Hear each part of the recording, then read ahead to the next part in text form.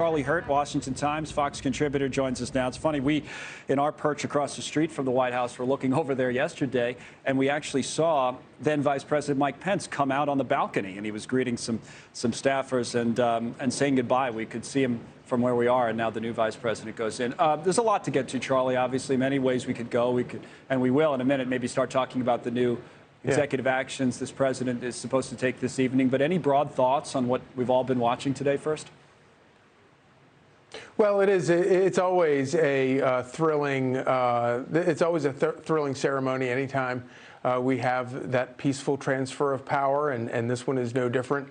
It is what reminds us every 4 years that we have elections. Elections matter, and the most important thing is that the people who are in charge are the voters. And the voters get their say every 4 years, and there's a reason that we are the freest country on the planet, and it's because of that.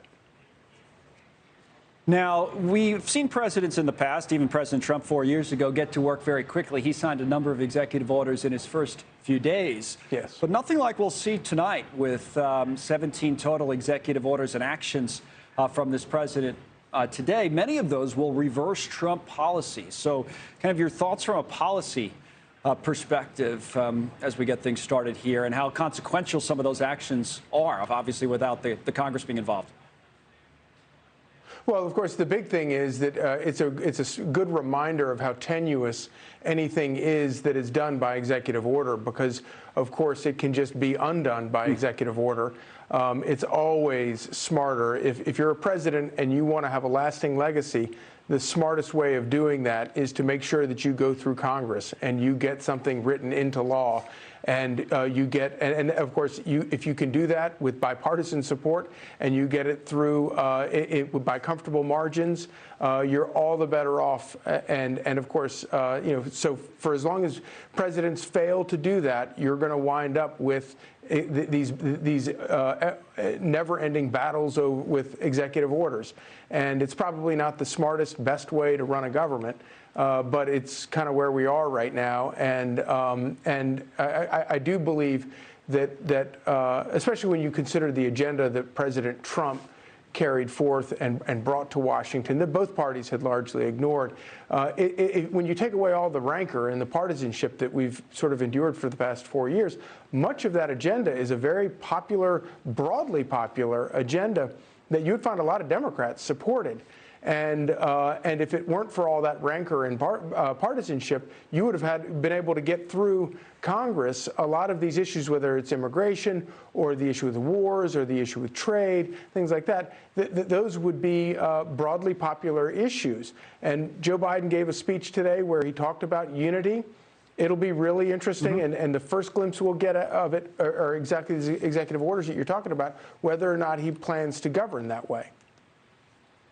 Let's talk a little bit about the economy as it works into not only those executive orders, but the first actions this president will try to take with the Congress. You know, we just closed out the stock market at the top of this broadcast at record highs again. I mean, we're at 31,200 nearly on the Dow. The now former President Trump used to point to that all the time as a measure of the success of his policies. And, you know, it had a great run, the market did. And so did the economy, certainly pre-COVID, when we had low unemployment and taxes were cut and regulations came down as well. What are either A, your hopes, or B, probably more likely your concerns as the new administration comes in? I mean, it's not like the market is showing any signs of worry. I mean, it's still going up. But do you have any things you should be worried about? Well, the most important thing is my hopes are that President Biden is a tremendous success, and he puts in place great plans that make the economy boom, that make everybody, that increases employment, and everybody's wages goes up. That's what I want. Now, you're right. I have a lot of worries about that. I'm afraid that there are going to be a lot of things that are going to get undone, and that this stuff about the Keystone Pipeline withdrawing permits so that cannot proceed is one of those things. And it's not a huge thing. It's not the whole economy. And it's not everybody's job, but it suggests that there might be this tenor in the administration of wanting to go back to the red tape. And you know, obviously President Trump often loved to point to the stock market. But I think probably the biggest, and you know all of this far better than I do, but I think the biggest motivator for the economy has probably been clearing out all of the regulatory red tape that destroys an economy, or at least throttles it. And so if that's how Joe Biden wants to go back to sort of the swampy putting regulations on everything, I think it's going to be really tough. I pray that's not what he does, because I want him to be a success, and I want the economy to succeed, because that's good for everybody. But I do have my worries.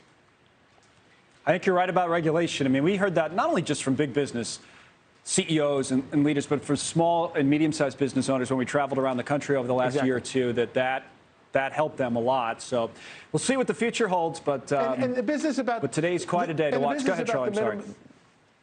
Yeah, the business about the minimum wage, you know, all that sounds great. A $15 federal minimum wage, that sounds great. But you talk to a business owner who's struggling, who's been through this pandemic, they don't know how they're going to make payroll next week. And then you start talking about this stuff, and politicians are talking about, you know, the only people who benefit from this stuff are the politicians who talk about it and maybe pass this stuff.